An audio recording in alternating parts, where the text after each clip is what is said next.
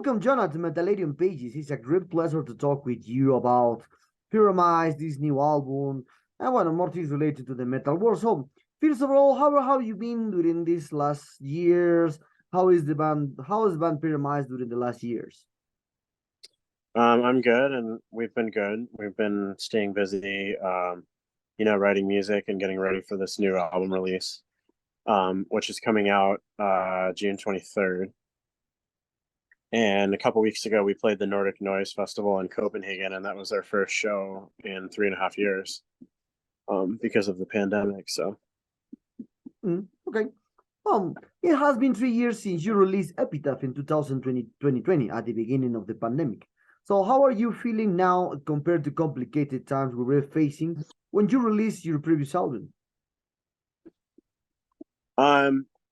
I think that we're a bit more optimistic about the future right now. It was hard to release an album during the pandemic, and I'm sure a lot of bands can relate to that because when it came out, we weren't able to play any live shows to support it and promote the album. So we were relying entirely on music videos and word of mouth and this and that and the other. So, but this time around, I think that we just played that one show, and I think we'd like to play some more. So we're going to be able to promote our music a bit more. Okay. So when do you begin to compose new songs for this new album? How do you usually decide when it's time to create a new album for Pyramize? Well, I always start writing new songs whenever we have an album coming out. So I'm already sort of in the mindset of writing songs for album 8, even though album 7 is just about to come out in 3 weeks or so. I get really motivated whenever we have a new release to start getting ready for the one after that. Okay, so more fans are probably curious about this new album, this new this new album Bloodlines.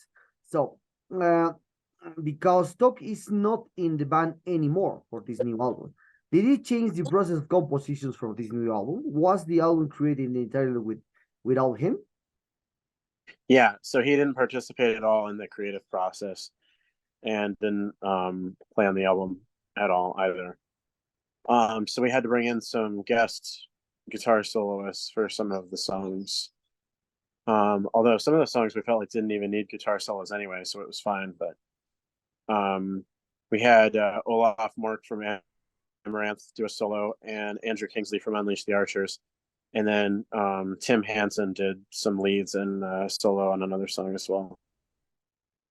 So it is common to see bands describing their last album like the best effort to date. So is this best Pyramize album the best work to date? Or how do you describe this new album in terms of sound and lyrics compared to the previous record? Yeah, so I think that the Bloodlines album is a natural continuation of the Epitaph album. I think that these two albums combined is our best work yet, and that we're really hitting our stride at this point. But I usually leave it up to the fans to decide what our best album is or what their favorite is. But I know that we always have something for everyone. Okay, Epitaph had really cool collaborations. In Bloodlines, we have a song with Melissa Bonney from two bands, A Dark of the Moon and Personal Band. So how did you decide to contact her? Did you have her in mind when you create the song? Yes. So when I wrote that song, I wanted it to be a duet, and she was my first choice for the female singer on that song. And so we knew her because Jacob, our guitarist, has produced and mixed a lot of her recent stuff with Dark Side of the Moon and Ad Infinitum. And then I had been working with her a bit as well on some of her solo material. Okay. So, what is the meaning of why do you decide to choose Bloodlines as the name of the album? What is the idea behind the album's name and the cover art, by the way? So the cover art was made by Remedy Art Design. That's a company out of Greece. And they also did the Epitaph album cover for us. And more recently too, they've done a lot of Evergrey's album covers, and then they did the new Camelot as well. We just gave him the album title and gave him free reign to make something cool, and I think he did a great job. It's actually my favorite album cover yet. But the name Bloodlines is a reference to the deep history of the band and how we've always been this kind of brotherhood, and how our plan is to just do Pyramaze forever, as long as we can, until we're old men. So okay. So bueno, talking about for the future plans of this new album, what are the future plans that the band has for this new album? Perhaps you will embark on a new tour in Europe. Perhaps you prepare you in a tour in US, or who knows, in a Latin American tour this year or next year. I mean, a Latin America tour would be amazing. We've never played down there before. I think right now we're sort of tentatively talking about maybe doing some shows in Norway.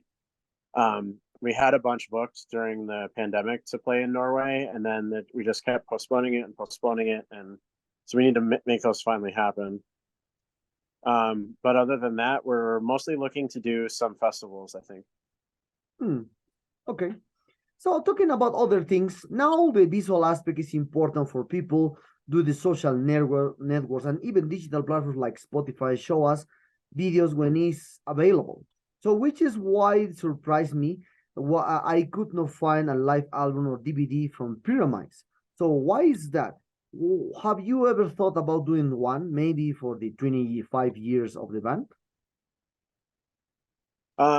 Yeah, well, we actually filmed our performance at the 2016 Prague Power USA festival.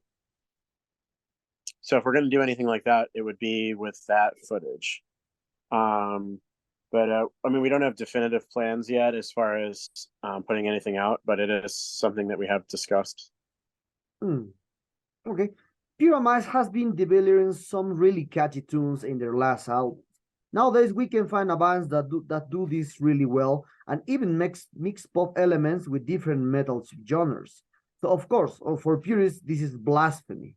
So, what do you think about this tendency? Also, people may think that it's quite easy to create a catchy song. So, what do you think about it now? How do you know whether that you are getting something catchy when you are composing? Well, when we're writing, we're trying to sort of blend catchy melodies in seamlessly with, the power metal and the heavy metal sound that we have. It's a hard thing to pull off, but I feel like we've kind of are really doing that now and are able to do it at a high level. Yeah, I mean, as far as purists go, if they want to listen to our older albums that we made back in the 2000s, then they can do that. That stuff was a bit more power metal-ish, I guess, more proggy at times. When we're writing these songs now, I don't really think that we're trying to sound like anything or anyone.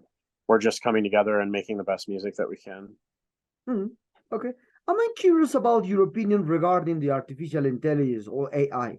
Do you see yourself using it to create your cover art or helping you to compose songs? How big do you think is the impact will be in the music industry, the AI? I think that people really need to be careful with the AI thing, because it could take over everything. And then I think what makes humanity great is our ability to create art and music. And if you take that away and give that to machines instead, then we're going to lose our humanity. And then what even is music or art at that point if it's all just computer generated by an AI? It has no soul. No, yeah. Before we finish, we all were thinking about returning to concerts during the pandemic. Now that situation is back to normal, so at least this part of the world, flights are more expensive, touring in general, and of course tickets too are so expensive. So how do you see the metal scene nowadays in these aspects? How is the situation in your country or region? Yeah, I mean, here It's kind of the same, I think. Like, you wouldn't even know that the pandemic had happened anymore. It feels like everything's pretty much back to normal. So Okay. Well, Jonah, the sad times arrive at this interview. I hope you enjoyed this one. I really appreciate your time. Congratulations on the last album. It's a great one. Perhaps, is there anything you want to say to your Latin American fans that expect someday to Pyramaze to do a tour here in Latin America and Metalerium followers? yeah, we love our Latin American fans, and we appreciate your support for all these years that we've been around, which has been about 20 now. And we definitely hope to get down there sometime to play some festivals or shows, and meet all of you. But in the meantime, thank you for buying our albums and for supporting us and for spreading the word about Pyramaze.